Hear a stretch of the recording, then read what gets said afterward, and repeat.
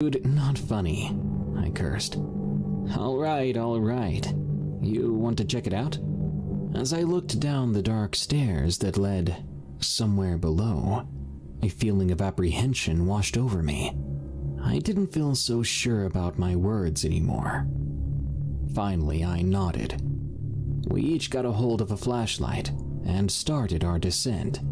There was no light down there, and for a moment I half expected the old hatch to be thrown shut by no other than old Wilbert himself. Crap, man, this is creepy, I mumbled. Will you stop?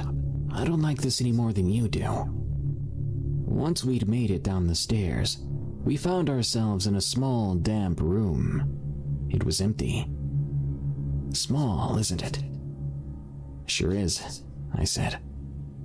The entire basement was no bigger than one of the rooms above. Wasn't a basement usually the same size as the house? At least there are no rats, I said. Yeah, but this wall here is kinda weird. What do you mean? Well, he started.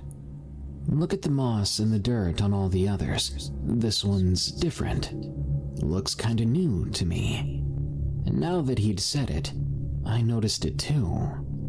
Sure, the wall was as damp as the rest, but there was no moss on it or anything. I watched as Mike reached out his hand and knocked against the wall. What are you doing? I asked.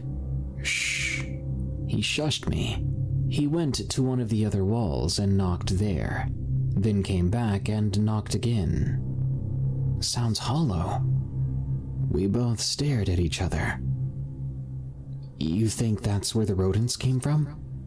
A minute later, we were down there again, starting to tear down the wall. After a few heavy hits, the first of the bricks collapsed inwards. I instinctively took a step back, expecting rats or mice to pour from the hole, but there was nothing. We inched forward, peeking into the hole, and that's when we realized what this was.